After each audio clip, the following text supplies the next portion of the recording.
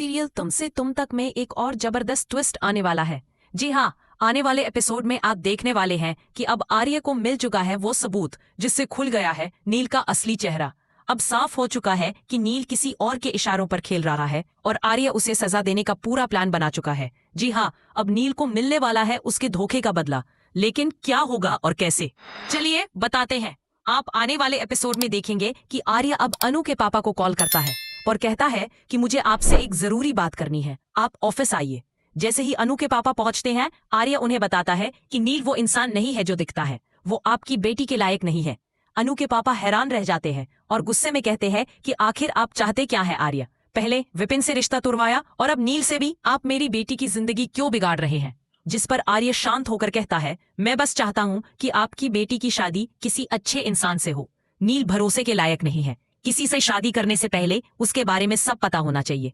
मैं खुद सारी सच्चाई आपके सामने लाऊंगा। अगर मेरा शक सही निकला तो वादा कीजिए कि आप खुद ये रिश्ता तोड़ देंगे। अनु के पापा सोच में पड़ जाते हैं और आखिर में हाँ कर देते हैं। इसके बाद जब वो चले जाते हैं, तभी ऑफिस में पहुंचती है अनु। उसके हाथ में होता है रिजाइन लेटर। वो आर्य से कहती है कि अब वो यहाँ काम नहीं करेगी क्योंकि आर्य को उस पर भरोसा ही नहीं है। आर्य चुप रहता है। अनु की आंखों से आंसू निकलते हैं।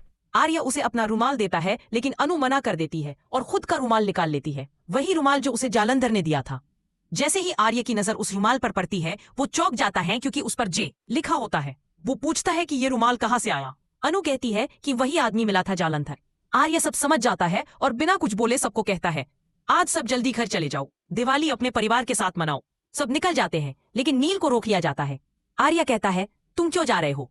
चलो कुछ काम खत्म करते हैं। दोनों बात करने बैठते हैं। नील के चेहरे पर टेंशन साफ नजर आती है। वो पसीने में भीग जाता है, पर जैसे ही पसीना पोंछने के लिए अपना रुमाल निकालता है, आर्य की नजर उस पर पड़ जाती है।